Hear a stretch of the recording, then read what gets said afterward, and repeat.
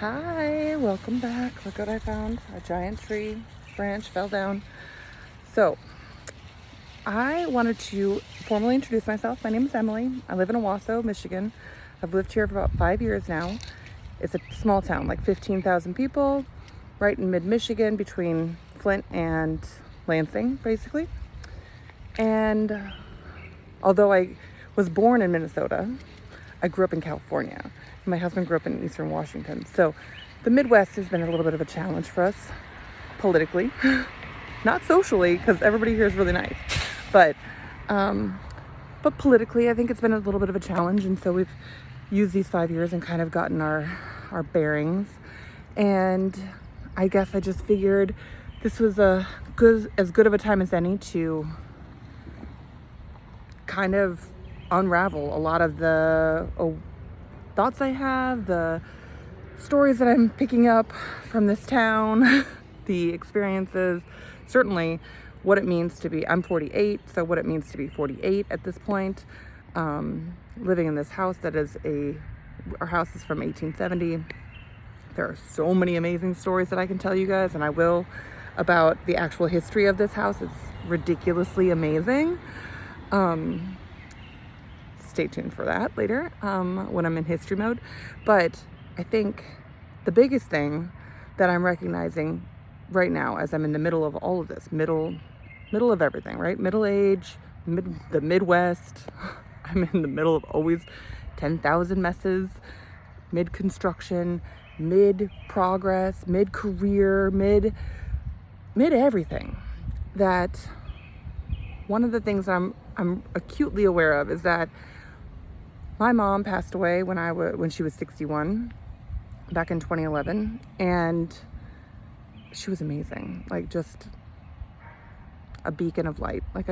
She's complicated and complex and exactly what you'd expect from somebody who was born in 1950 and raised in a Catholic household, but moved to California and set her children on this totally different path. And it's exactly what you'd expect. So she was complicated, but she was amazing and just lit up every single room. Everybody loved her. Her hugs were amazing. And I bring this up because I'm aware, because of the time when she was alive and where technology has gotten in terms of this little device sitting in my hand. There is one video that I have on a tape at my grandma's 91st birthday, and she's not even in the picture. I can hear her laugh across the room. That's it. And we have some old voicemails that she left on my sister, so I have to glean them from my sister because I don't have the phone number and the phone that I used to have.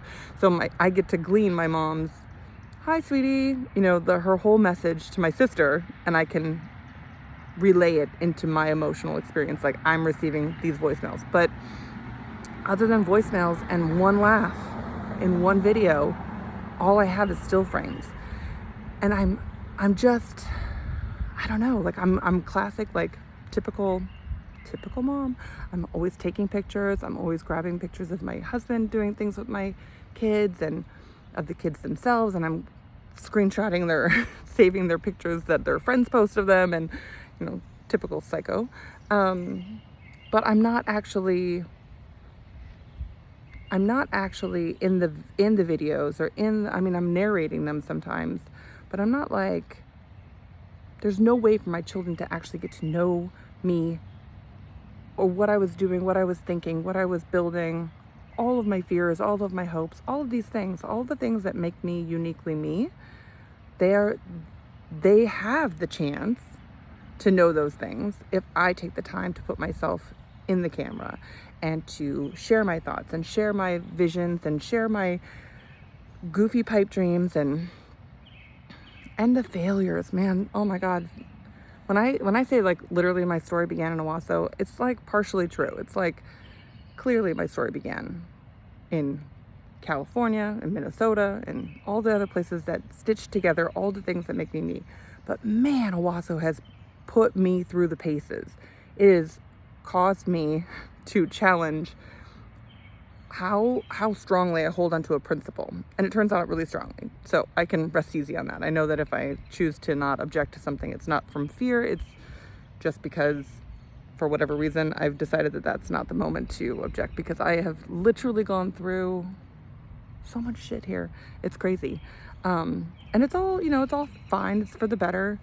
Like, I made some really great friends here. I have a really lovely social circle that involves a lot of people that are really liberal and beautiful and excited about the possibility of what welcoming people into our community can look like. So I'm not begrudging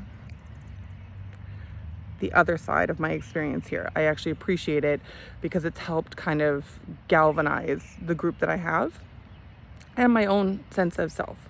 So, but I realized that, like, those failures, man, if I don't talk about them, how will my kids ever know? Like, so many times our parents are just these mysterious people, and then one day they're old.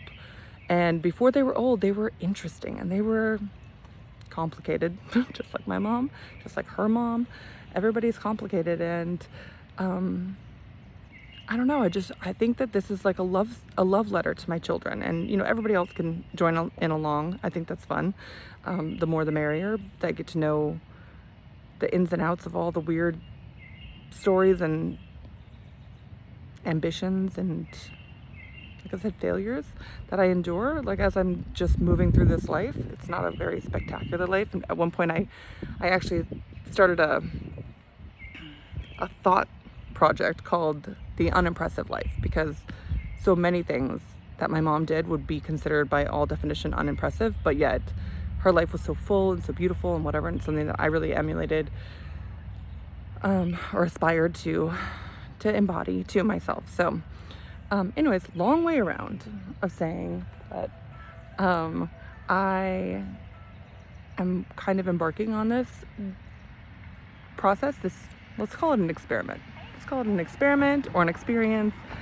I'm kind of embarking on it because I want them to know me, and I want there to be a record, like an acknowledgement of, like, all of the nuance. We are here one time, as far as we know.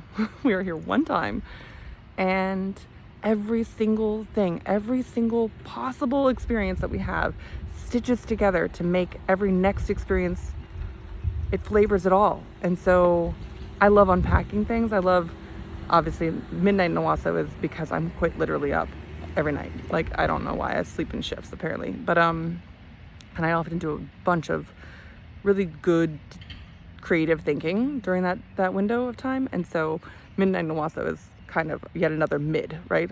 It's not daytime and it's not nighttime. It's like right in the middle, and perfect for me to unpack all the stuff running around in my brain. And now you guys get to enjoy it too. So I think, what it's not going to be resharing memes. It's not going to be, I don't know. It's not, it's going to be my life, my creative side, the things that I carry with me, the things that are special to me, the things that came before me, the things that I'm hoping for my children, the things that I've learned. And it's not much. I mean, like, let's be honest, like, I'm not an expert in anything, literally nothing, but I have a lot of heart. I have a lot of heart, and I'm committed to the process of every day being a learning moment. So that's what this is. And I hope that everybody has a good time. I mean, some things, I'm obviously not a shrinking violet, so there will be times when I have an opinion about something going on, and it will probably make people mad, and they can say so, and that's fine. But just remember that this is an experience that I'm trying to curate for myself and for my children and for anyone else that just wants to kind of honor the simple little itty bitty threads, the threads that go between everything that came before us and everything that's going to come next and everything that we're where we are now. It's like, it's an exciting celebration. Let's call it that. Anyways, so I hope that that explains kind of where we're at, and we're at the beginning, and I have a funny story and I'm going to tell it next, but I wanted to kind of get this kind of like footprint out there so that way I could, at least today, this is what is today, June 12th, 13th, something like that, 2026. I wanted to kind of see, okay, what do I think that this is supposed to be? Like, what is missing in my life that I think that this could help create space for? And that's it. It's storytelling. Just storytelling and lessons and shorthand, how to not fuck up, the first time. Maybe, because I already fucked up 4 times, trying to get to the other thing. Or maybe it's going to be just hot takes. Like, guess what? That shouldn't have happened. This is pretty messed up, and I have an opinion about it, and let me explain it so that way one day my kids can look back on this and be like, oh yeah, that was her thinking. So I don't know, that's it. That's me. Talk to you soon. Bye.